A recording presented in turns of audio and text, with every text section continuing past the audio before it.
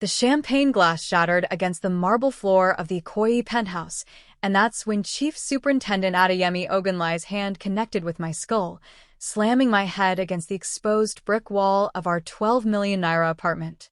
Blood trickled warm down my temple as I crumpled to the floor, my designer Ankara gown, the one I'd worn to surprise him at his promotion dinner, now stained with wine and my own blood. What would you do if the man you trusted with your life suddenly became your greatest threat? Hit like if you've ever felt betrayed by someone you loved, and comment below where you're watching from. My name is Falasaid Ogunlai, and 24 hours ago, I was the envy of every woman in Lagos. Married to one of the youngest chief superintendents in the Nigerian police force, living in the most exclusive part of Ikoyi Island, driving a Range Rover Sport and raising our 8-year-old daughter Tiniola in what everyone called a perfect marriage. My catering business, Folly's Kitchen, supplied 3 of the biggest hotels on Victoria Island. I had everything a 42-year-old woman could want.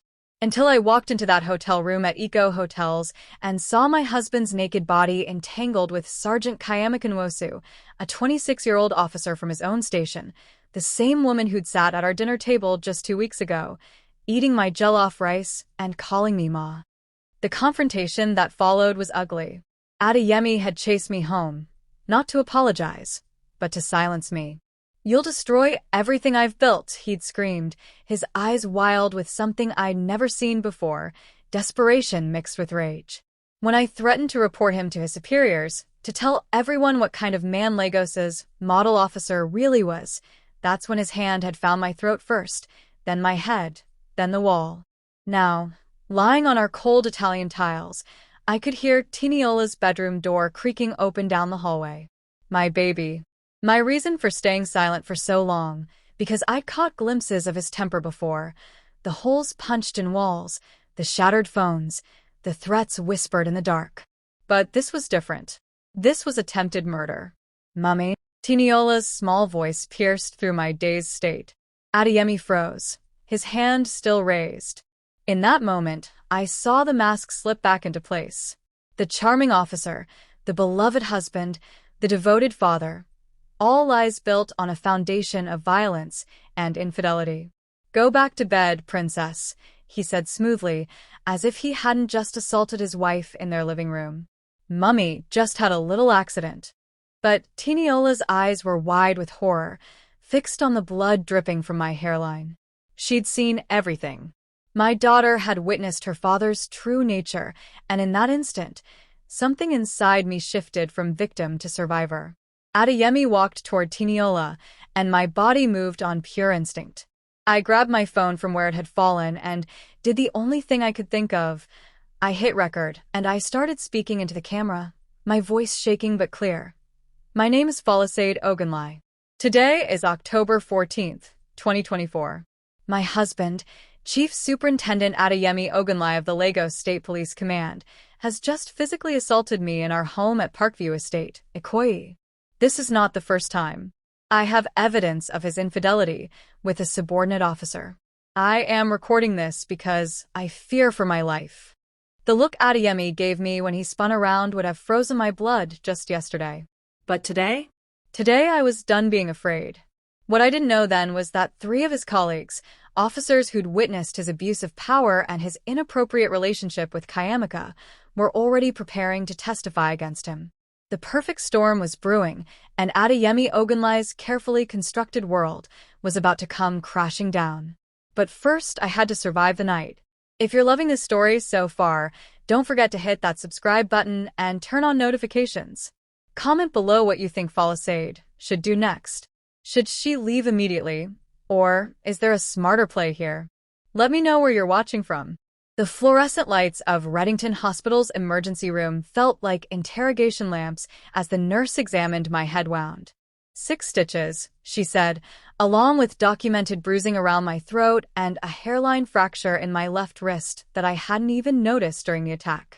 Dr. Emeka Okafor, a family friend who delivered Tiniola 8 years ago, looked at me with a mixture of pity and rage as he filled out the medical report. "Falasaid, this is serious assault," he said quietly, making sure his voice didn't carry beyond the curtained examination area. That fracture suggests you tried to defend yourself. The head trauma could have been fatal. You need to report this. I stared at the white ceiling tiles, counting them to keep from crying. 24 tiles.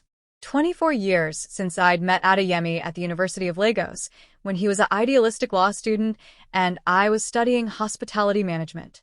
24 years of building a life that had just revealed itself to be a beautiful lie.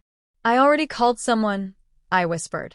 That someone was Chief Superintendent Ngozi Akinwale, the highest-ranking female officer in the Lagos State Police Command and a woman who'd mentored dozens of young officers, including Adeyemi. If anyone could navigate the politics of reporting a fellow senior officer, it was her. She arrived within 30 minutes, still in her uniform from the night shift, her expression carved from granite. Ngozi was 55, a widow who'd raised 3 children while climbing the ranks in a male-dominated force. She took one look at my injuries and pulled out her phone. "I need you to tell me everything," she said, her Yoruba accent thick with barely controlled anger. "And I mean everything, Falassade. The affair, the violence, all of it. Because if I'm going to bring down one of my own officers, I need the full truth." So I told her about catching Adeyemi and Kayamaka in bed 3 months ago. Not yesterday as I'd initially claimed, but 3 months of him gaslighting me, telling me I was paranoid, that I was destroying our family with my jealousy. About the financial irregularities I discovered in his bank statements, payments to luxury apartments in Lekki and Victoria Island that we didn't own. About the bruises I'd covered with makeup, the verbal abuse I'd endured, the way he'd isolated me from my own family by painting me as unstable. He's been embezzling, hasn't he? Ngozi's eyes narrowed. Using police resources for personal gain, probably to maintain these women. Women. Plural. Because Kayamaka wasn't the first, just the most brazen. "There's a flight attendant in Abuja," I confirmed, my voice steadier now. "And a banker here in Lagos. He keeps their apartments like safe houses. I have bank transfers, text messages, everything. I've been collecting evidence for weeks." Ngozi's phone buzzed. She glanced at it, and something flickered across her face, satisfaction mixed with grim determination. "That's interesting timing. I've just received a formal complaint from Officer Judith Ikoyi. She's alleging that your husband sexually harassed her at the station 6 months ago. She's been too afraid to come forward until now, but apparently she heard about your hospital visit through the grapevine." The room spun, and it had nothing to do with my head injury. How many women? How many victims of the man I'd shared a bed with for 18 years? "There's more," Ngozi continued, scrolling through her phone. "Officers Tunbekir and Ibrahim Muhammad have both submitted statements about witnessing inappropriate conduct between Chief Superintendent Ogunlai and Sergeant Nwosu at the station. They're willing to testify. They've been documenting incidents for months, but needed a catalyst to come forward. Your assault gave them courage." His colleagues were turning on him. The brotherhood of silence that protected corrupt officers was cracking, and I was the wedge splitting it open. My phone rang. Adeyemi's mother, Chief Mrs. Abbasid Ogunlai, the matriarch of one of Lagos's most prominent families. I'd been dodging her calls since leaving the apartment with Tiniola. Dr. Okafor had arranged for my daughter to stay with my sister Bukola in Surulere, safe from whatever storm was coming. "Don't answer it," Ngozi advised. "Not yet. We need to move strategically. Your husband is already spinning this, I'm sure. Calling you mentally unstable, claiming you attacked him, painting himself as the victim. That's the playbook." She was right. Within the hour, as I lay in that hospital bed with my head throbbing and my future uncertain, I started receiving messages from mutual friends. "Adeyemi is so worried about you. He says you've been struggling with depression. Why did you attack him at his celebration dinner?" The gaslighting had gone public. What would you do if your abuser turned your whole community against you? Have you ever felt like no one would believe your truth? Drop a comment and let me know where you're tuning in from. But Ngozi had a plan. "We're going to file multiple reports simultaneously: domestic violence, sexual harassment, financial crimes, and abuse of power. We're going to hit him from every angle before he can consolidate his defense. And we're going to do it at dawn, before his allies in the force can rally around him." I nodded, feeling something I hadn't felt in years, hope. Dangerous, fragile hope. Then Ngozi's phone rang. Her face darkened as she listened to whoever was on the other end. When she hung up, she looked at me with an expression that made my blood run cold. Falassade, we have a problem. Adeyemi just filed for emergency custody of Tiniola, claiming you're an unfit mother who attacked him unprovoked. He's got 2 officers prepared to testify that you've been drinking excessively and neglecting your daughter. The family court hearing is scheduled for tomorrow morning. The world tilted again. He was going to take my daughter. If this story is hitting close to home, make sure you're subscribed to this channel for the next chapter. What would you do in Falassade's position? Fight back or try to negotiate? Comment your thoughts below. The Lagos State Family Court building on Igbosir Road looked like a fortress in the gray morning light, its colonial-era architecture imposing and judgmental. I'd barely slept, my head wound throbbing beneath the bandage, but I'd spent the night preparing for war. Ngozi had connected me with Barrister Chimamanda Ease, one of Lagos's most fearless family law attorneys, a woman who'd made her reputation destroying abusive men in divorce proceedings. Chimamanda was 48, sharp as broken glass, and she'd arrived at my sister's flat at 5 a.m. with a strategy that made my hands shake with nervous excitement. "We're not playing defense," she'd said, spreading documents across Bucola's dining table. "We're going scorched earth. Your husband wants custody? We're going to show the court exactly who he is." Now, walking up those courthouse steps at 8:45, I could see Adeyemi already inside through the glass doors, flanked by his lawyer and his mother. Chief Mrs. Ogunlai saw me, and her expression could have curdled milk.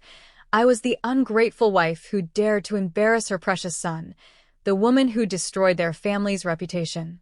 What they didn't know was that I had 3 surprise witnesses sitting in Chimamanda's car outside. The courtroom was smaller than I'd imagined, wood-paneled and stuffy, presided over by Justice Folake Ademola, a woman known for her no-nonsense approach to domestic cases. Adeyemi looked polished in his dress uniform, the picture of a concerned father, while I looked like exactly what I was, a woman with fresh stitches in her scalp and bruises blooming purple on her throat. His lawyer, a slick man named Barrister Ikoyi, stood first. "Your Honor, my client is here today with a heavy heart. Chief Superintendent Ogunlai is a decorated officer with an exemplary service record, a pillar of the Lagos community. Unfortunately, his wife has been spiraling into mental instability for several months, culminating in a violent attack on him during a celebration dinner for his promotion. We have witnesses." Objection. Chimamanda's voice cut through the courtroom like a blade. "Counsel is testifying rather than presenting evidence. If they have witnesses, let them testify." Justice Ademola nodded. "Sustained. Mr. Ikoyi, present your witnesses." They called Officer Bayo Adelik first, a junior officer from Adeyemi Station who testified that he'd seen me at the hotel bar before the alleged incident, claiming I'd been drinking heavily and appeared unstable. Then came Officer Grace Oladipo, who swore she'd witnessed me strike Adeyemi first. Both were lying, and I could prove it, but Chimamanda let them speak. She was building a rope for them to hang themselves with. When it was our turn, Chimamanda stood slowly, deliberately. "Your Honor, before we present our evidence regarding fitness for custody, we'd like to address the incident that prompted this emergency hearing. The court should know that Mrs. Ogunlai was treated at Reddington Hospital for assault-related injuries immediately following the alleged attack on her husband. Her medical records show 6 stitches, throat bruising consistent with strangulation, and a hairline fracture." She projected the medical photos on the court screen. The room went silent. My injuries were damning, impossible to explain away. "Furthermore," Chimamanda continued, her voice rising, "we have 3 officers from the Lagos State Police Command ready to testify about Chief Superintendent Ogunlai's conduct, both personal and professional. We also have documented evidence of his ongoing affairs with multiple women, including a subordinate officer, which constitutes abuse of power and sexual harassment." Adeyemi's lawyer shot to his feet. "Your Honor, this is a custody hearing, not a criminal trial." "It's absolutely relevant to custody," Chimamanda shot back. A man who abuses his power, assaults his wife, and commits financial fraud is not a fit parent. And speaking of financial fraud, we also have bank records showing Chief Superintendent Ogunlai has been embezzling police funds to maintain secret apartments for his mistresses. The courtroom erupted. Justice Ademola's gavel came down hard. Order. That's when Chimamanda called her first witness, Officer Judith Ikoyi. Judith was 32, a decorated officer with commendations for bravery. She walked to the witness stand with her head high, despite the tremor in her hands. When she spoke, her voice was clear. Chief Superintendent Ogunlai sexually harassed me repeatedly over a 6-month period last year, she testified. He threatened to destroy my career if I reported him. When I refused his advances, I was transferred to a dangerous assignment in Ajagunal as punishment. 2 other female officers experienced similar harassment but were too afraid to come forward. Adeyemi's face had gone ashen. His mother stood up to leave, but Justice Ademola's voice stopped her. Sit down, madam. You'll hear this testimony. Next came Officer Tunbekar, a 15-year veteran who'd worked directly under Adeyemi. His testimony was devastating. I personally witnessed Chief Superintendent Ogunlai in compromising situations with Sergeant Kayamaka Nwosu on 4 separate occasions at the station, Tun said. Once in his office after hours, twice in the parking garage, and once at a hotel during what was supposed to be official police business. I also witnessed him taking cash payments from a suspect in exchange for dropping charges. I documented everything because I knew eventually someone would need proof. Have you ever witnessed corruption but felt powerless to speak up? What would you do if you had evidence that could destroy someone powerful? Let me know in the comments where you're watching from. Officer Ibrahim Muhammad corroborated everything, adding details about falsified overtime reports and misuse of police vehicles for personal affairs. By the time Chimamanda finished with the witnesses, Adeyemi's lawyer looked like he wanted to crawl under the table. But Chimamanda wasn't done. Your Honor, we'd like to call one more witness. Someone who has direct knowledge of Chief Superintendent Ogunlai's behavior and has been too frightened to speak until now. The courtroom doors opened, and my heart stopped. Sergeant Kayamaka Nwosu walked in, looking nothing like the confident woman I'd caught in bed with my husband. She looked terrified, young, and very pregnant. Ms. Nwosu, Chimamanda said gently, can you tell the court about your relationship with Chief Superintendent Ogunlai? Kayamaka's voice shook. He's the father of my unborn child. He promised to leave his wife and marry me. He said he loved me. But when I told him I was pregnant 2 weeks ago, he threatened to kill me if I didn't get an abortion. He said he'd make it look like an accident, that no one would question a police officer's word over a junior sergeant's. The courtroom exploded again. Adeyemi's mother let out a wail. Adeyemi himself sat frozen, the mask finally, completely shattered. Justice Ademola's face was carved from stone. Chief Superintendent Ogunlai, you and your counsel will remain seated. Mrs. Ogunlai will resume this hearing after lunch. Custody is hereby temporarily awarded to you pending a full investigation. Chief Superintendent, you are to have no contact with your wife or daughter until further notice. Bailiff, please escort Chief Superintendent Ogunlai out of my courtroom. As Adeyemi was led away, he turned to look at me one last time. The rage in his eyes was murderous, but for the first time since I'd met him 24 years ago, I wasn't afraid. I just won the first battle. But the war was far from over. This story is just getting started. Hit that subscribe button and turn on notifications so you don't miss what happens when Falisade's husband retaliates. What do you think he'll do next? Drop your predictions in the comments.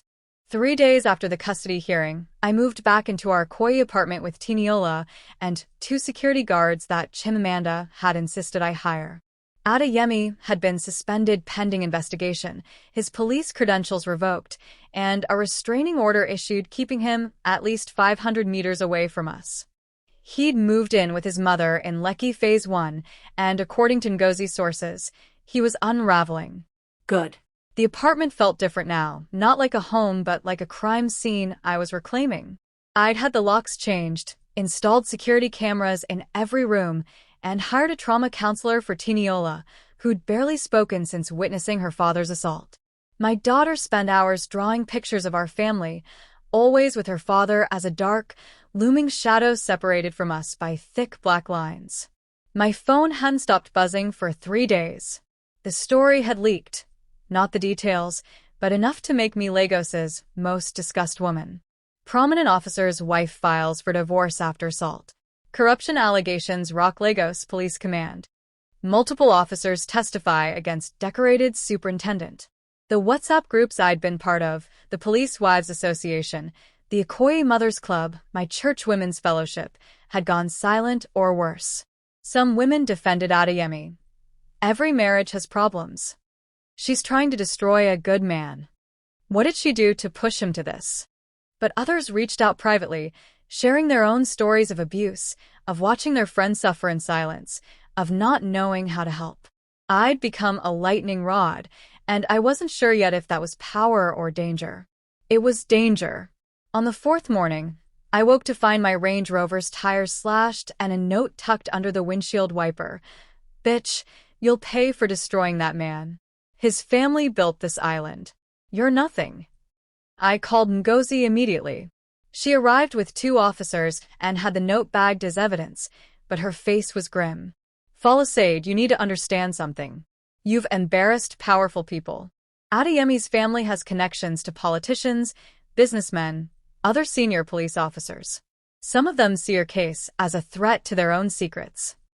So, what am I supposed to do?" My voice came out sharper than intended. Disappear? Apologize? Go back to being his victim? No. Ngozi's hand on my shoulder was firm. "You fight smarter. We're building a criminal case against him, but it takes time. Meanwhile, you protect yourself." That afternoon, I received a call from an unknown number. Against my better judgment, I answered. "Mrs. Ogunleye." The voice was male, smooth, with the accent of someone educated abroad. "My name is Senator Colonel Adebayo. I'm a family friend of the Ogunlayes, and I'd like to meet with you to discuss a resolution to this unfortunate situation." Every instinct screamed trap, but I agreed to meet him at a public location, the restaurant at Eco Hotel, in full view of witnesses. Chimamanda went with me, and we brought a recording device. Senator Adebayo was 50-something, expensively dressed, with the easy confidence of someone who'd never heard the word no mean anything permanent. He ordered champagne like we were celebrating, then got straight to business. "Mrs. Ogunleye, you've made your point. The whole of Lagos knows your husband wronged you. But continuing down this path will hurt everyone, your daughter most of all. I'm prepared to offer you a generous settlement. 20 million naira, full custody of your daughter, and the apartment. In exchange, you drop all charges and sign a non-disclosure agreement. 20 million naira. Almost $40,000. Enough to start over, to build a new life for Tiniola and me. But in exchange for letting him walk away from assault, harassment, embezzlement, and terrorizing multiple women?" Chimamanda's voice was ice. "That's not a settlement, Senator. That's a bribe." Senator Adebayo's smile didn't waver. "Call it what you like, barrister. But consider the alternative. A protracted legal battle that could take years. During which time, Mrs. Ogunlaye's business will suffer. I've already heard whispers that hotels are reconsidering their contracts with Folly's Kitchen. Her daughter will be subjected to gossip and bullying at school. And frankly, there's no guarantee she'll win. Adeyemi has resources you can't imagine." He leaned forward, his smile vanishing. "And if you do win, if you somehow destroy him completely, do you really think his family will forgive that? Do you think his friends in high places will just accept it? Accidents happen, Mrs. Ogunleye, especially to women who make powerful enemies." There it was, the threat beneath the silk. What would you do if someone offered you money to stay silent about abuse? Would you take the settlement or keep fighting? Comment below and let me know where you're watching from. I looked at Chimamanda, who gave me the slightest shake of her head. Then I looked back at Senator Adebayo. "Senator, thank you for the champagne," I said, standing up. "But I don't accept bribes from men who protect abusers. You can tell Adeyemi and his family that I'm not afraid of them. I'm not dropping anything. And if any accidents happen to me, I've already made arrangements for everything I know to go public. Every bank record, every text message, every testimony. So please, save your threats for someone who still has something to lose. We walked out of that restaurant with our heads high, but my hands were shaking so hard I could barely get my seatbelt fastened. That was either very brave or very stupid, Chimamanda said, starting the car. Probably both. But when we got back to Bucola's flat, where I'd been storing backup copies of all my evidence, we found the door jimmied open and the apartment ransacked. My laptop gone. My external hard drives gone. 3 months of meticulously gathered evidence vanished. I sank to the floor, my head in my hands. They'd outmaneuvered me. Without that evidence, the case against Adeyemi would be much harder to prove.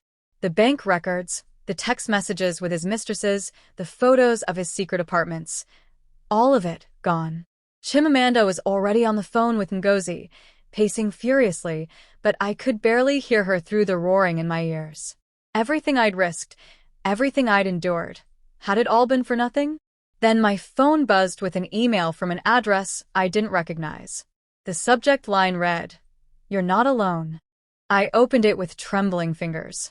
Inside was a Google Drive link containing every single piece of evidence I'd lost, plus dozens of additional files I'd never seen before, financial records, internal police memos, photos of Adeyemi with women I didn't recognize, recorded phone conversations discussing bribes and case fixing. The email had no signature, just 3 words at the bottom, from a friend. Someone inside the Lagos Police Command was helping me. Someone with access to files that should have been impossible to obtain. Someone who wanted to see Adeyemi destroyed as much as I did. But who? And why? And more importantly, could I trust them? Or was this another trap? Don't forget to like, subscribe, and turn on notifications. This story is about to take a twist you won't see coming. What do you think? Is this mysterious helper a true ally or setting Falasade up? Drop your theories in the comments.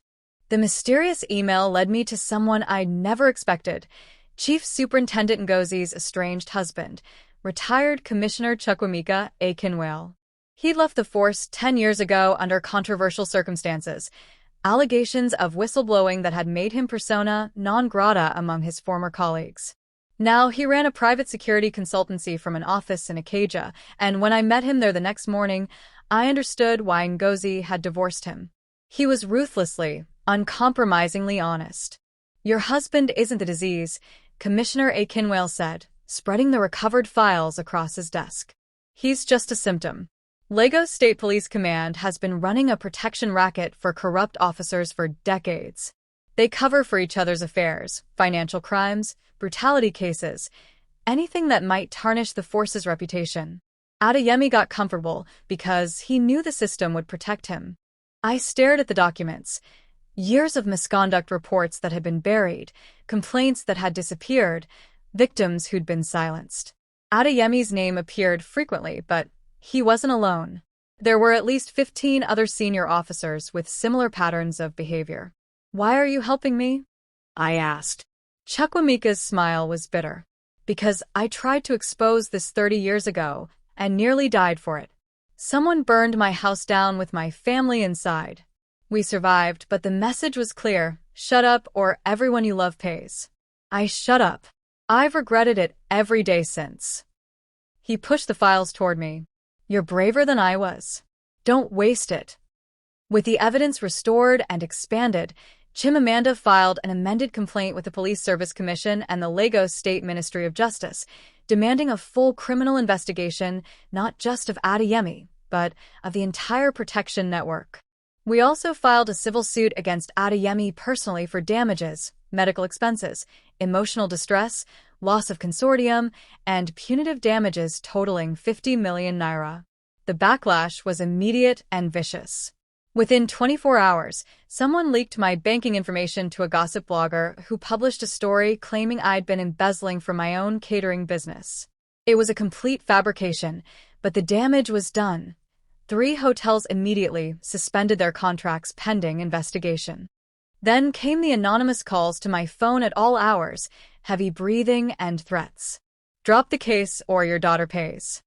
We know where Tiniola goes to school. Accidents happen to little girls. I hired armed security for Tiniola's school, Corona School in Victoria Island, and started driving her myself instead of using the school bus. She'd already withdrawn so far into herself that her teachers were recommending therapy. My 8-year-old daughter was developing anxiety symptoms because her father's corruption had made us targets. But the worst attack came from where I least expected it, my own mother-in-law. Chief Mrs. Abbasid Ogunlai called a meeting of the extended family at her mansion in Lekki. I wasn't invited, but my sister Bukola was, as were representatives from my own family. According to Bukola, who attended despite my protests, Adeyemi's mother stood before 50 relatives and painted me as a demon. That woman has destroyed my son, Abbasid declared, tears streaming down her face.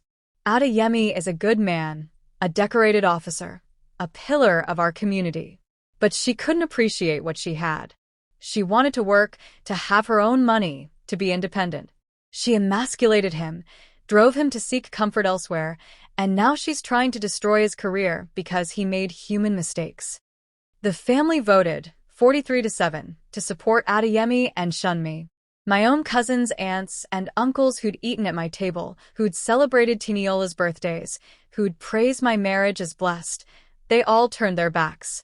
Only Bukola, my younger brother Femi, and a handful of others stood with me. They called you a witch, Bukola told me afterward, her voice shaking with rage. Said you'd used juju to trap Adeyemi into marriage, and now you were trying to kill him spiritually. Mama Abbasid brought a prophet who claimed to have a vision of you practicing dark magic. If your own family turned against you to protect your abuser, what would you do? Have you ever felt completely alone in your truth? Let me know in the comments. I should have been devastated. Instead, I felt clarity. These people had always chosen power and reputation over truth. They'd known about Adeyemi's affairs, his temper, his corruption, and they'd looked the other way because it was easier than confronting him. Now I was the problem because I'd refused to keep their dirty secrets. But while the family was closing ranks, cracks were appearing in Adeyemi's defenses. Kayamaka Nwosu, the pregnant sergeant, attempted suicide 3 days after our court hearing. She survived, but her suicide note, which the hospital was legally required to report, detailed years of manipulation and abuse by Adeyemi. She'd been 19 when he'd started grooming her, 20 when he'd coerced her into a sexual relationship, and now 26 and pregnant with a child he'd demanded she abort. The note also revealed that she wasn't his only victim in the police force. There were at least 6 other women, some still serving, who'd been afraid to speak up. The Police Service Commission couldn't ignore that. They launched a formal investigation, and slowly, carefully, other victims began coming forward. Officer Patience Akpan, who'd been transferred to a remote station in Cross River State after rejecting Adeyemi's advances. Corporal Rashadat Ibrahim, who'd been passed over for promotion because she'd filed an informal complaint. Detective Folek Adelik, who'd quit the force entirely after Adeyemi had assaulted her at a police function. Each testimony built a portrait of a man who'd weaponized his power for decades, who'd viewed women, especially women under his command, as possessions to be used and discarded. The decorated officer narrative was crumbling, replaced by something much darker. Then, 2 weeks after the custody hearing, the Lagos State Attorney General's office announced that they were filing criminal charges against Adeyemi Ogunlai for assault, sexual harassment, embezzlement, and abuse of power. If convicted, he faced up to 15 years in prison. I should have felt victorious. Instead, I felt hunted. Because that same day, I received a package at the apartment. Inside was a bloody knife and a printed photo of Tiniola playing in the schoolyard. On the back, someone had written, "Drop the charges or we'll use this on your daughter." I called Ngozi, Chimamanda, and Commissioner Chukwuemeka simultaneously, but before any of them could arrive, my building security called up. "Ma, there's a woman here demanding to see you. She says she's your husband's girlfriend, and she has information you need." It was the flight attendant from Abuja, the one I'd only heard about in whispers. Her name was Zainab Muhammad, and when I let her into my apartment, against every instinct, She was carrying a laptop and looked terrified. "I'm not here to apologize," she said immediately. "I knew he was married. I didn't care. But I'm here because he's planning something, and if I don't warn you, I won't be able to live with myself." She opened the laptop and showed me a series of WhatsApp messages between Adeyemi and a man she identified as Scorpion, an infamous Lagos hitman. The messages made my blood run cold. Adeyemi was planning to have me killed, to make it look like a robbery, and to use my death to gain sympathy and custody of Tiniola. The hit was scheduled for 3 days from now, when I'd be alone at the apartment while Tiniola was at school. "Why are you telling me this?" I whispered. Zainab's eyes filled with tears. "Because I'm pregnant too. And when I told him, he tried to kill me. He pushed me down a flight of stairs at my apartment complex. I lost the baby. And I realized he would have done the same to me that he's planning to do to you. We're all just disposable to him." The room spun. My husband had hired someone to murder me.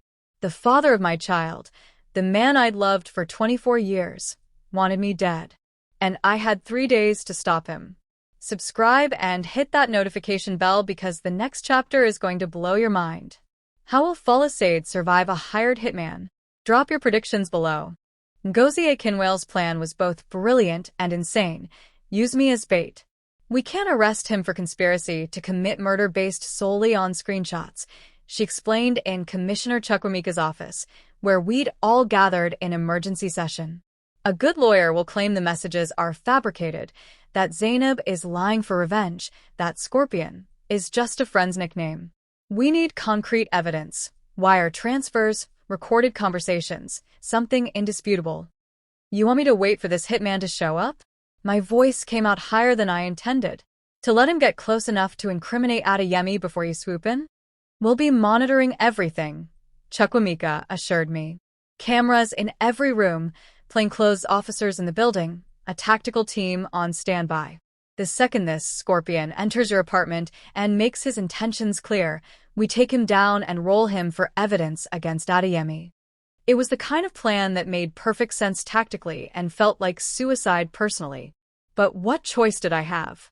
If we didn't catch Adeyemi red-handed, he'd just try again. And again. Until I was dead or broken enough to give up. Chimamanda held my hand while they explained the technical details. "You don't have to do this, Falisaid. We can get you and Tiniola out of Lagos tonight, relocate you somewhere safe. And live in hiding forever?" I shook my head, always looking over my shoulder, wondering when he'll find us. No. I'm done running from him. The next 2 days were surreal. I went about my normal routine, dropping Tiniola at school, stopping by my sister's flat, even making a show of visiting my catering business's commercial kitchen, all while wearing a wire and knowing that at any moment, a hired killer might be following me. The plainclothes officers Ngozi had assigned looked like everyone and no one, a banker waiting for a taxi, a young mother with a stroller, a motorcyclist delivering food. Adeyemi, under investigation and living with his mother, couldn't contact me directly because of the restraining order. But Ngozi's sources confirmed he was agitated, making frequent phone calls to untraceable numbers, withdrawing large amounts of cash. He knew the walls were closing in, and he was desperate. Desperate men did stupid things.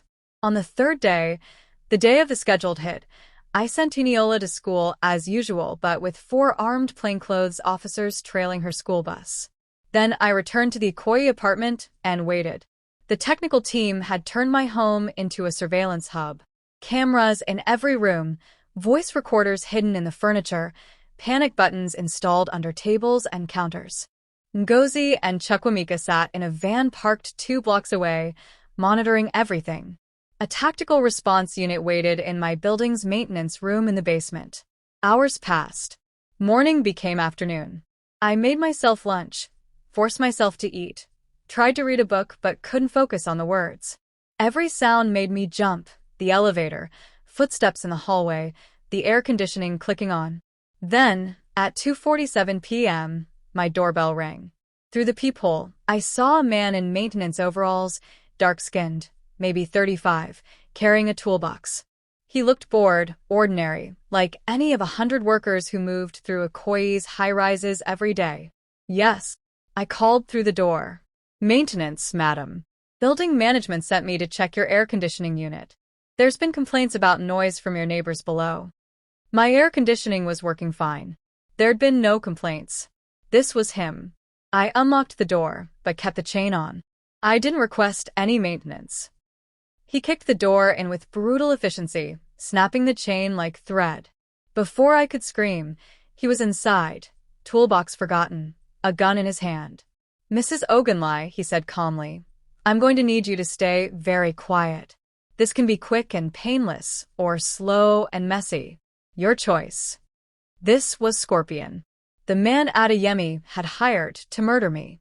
My heart hammered against my ribs, but I forced myself to remember the plan. Get him talking, get him to incriminate himself on camera.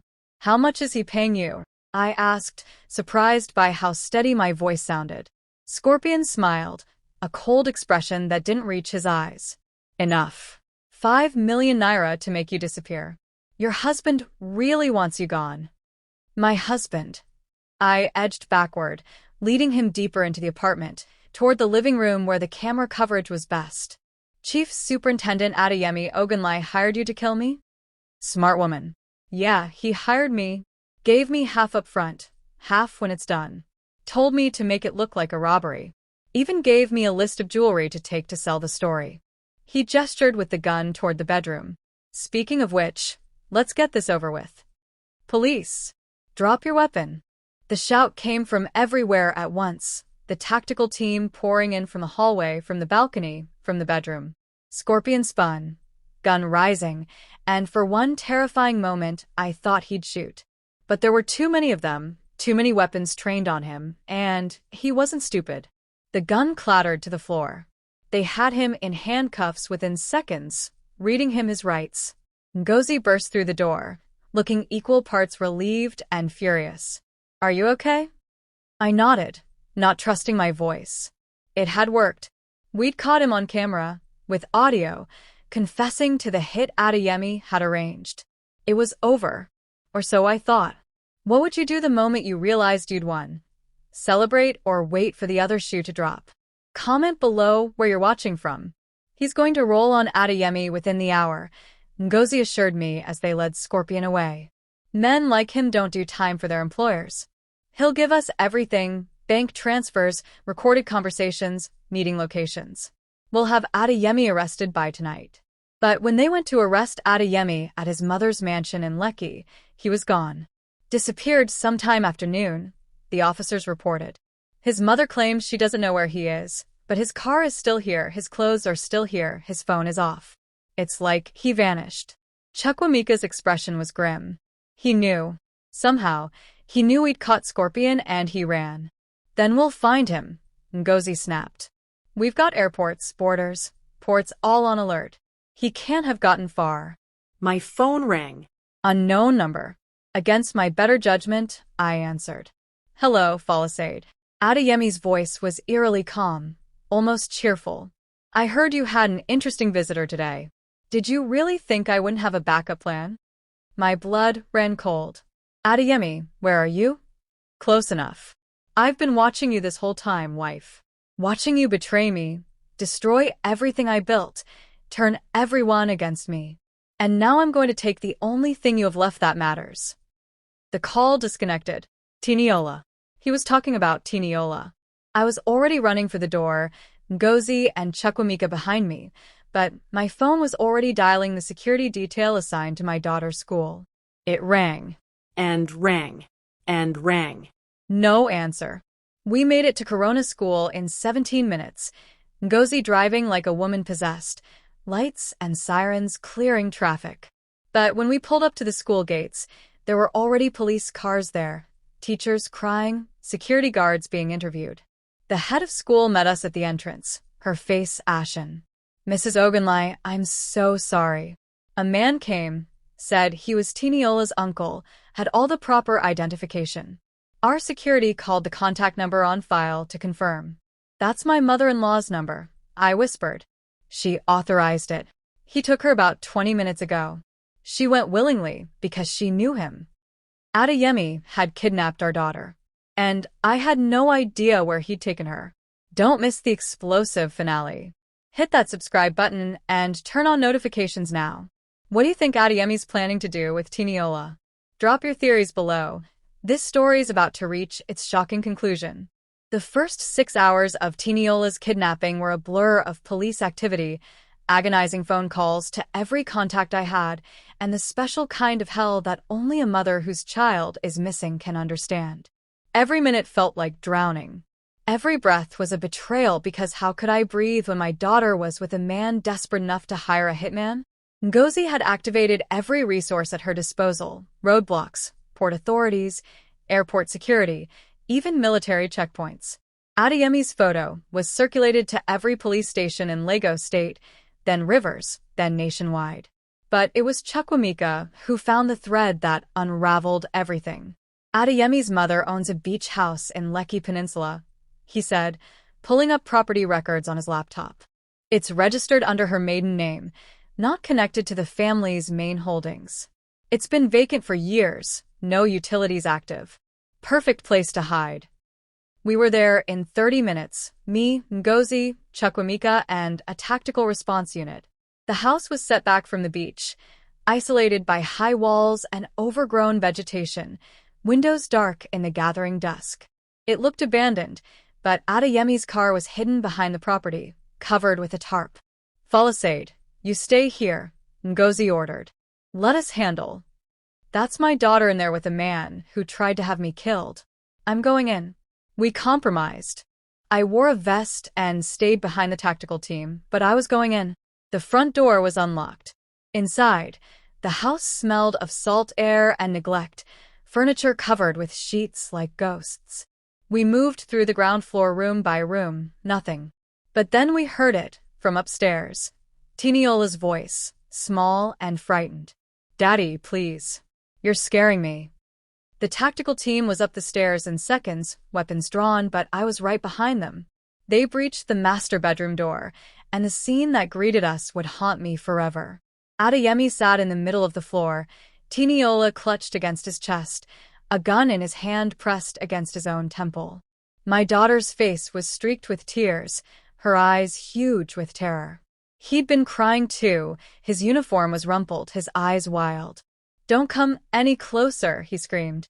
I swear to God, I'll do it. I'll kill myself right here, right now, and she can watch. Daddy, no. Tiniola sobbed. Please, Daddy.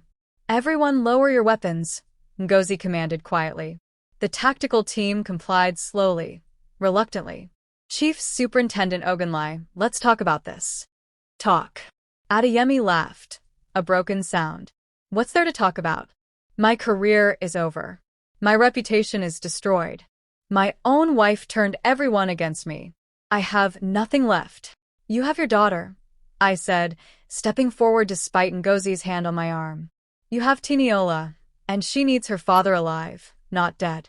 She needs him to be better than this. Adeyemi's eyes focused on me, and the hatred there was palpable. You did this. You destroyed me. I loved you, Falassade. I gave you everything.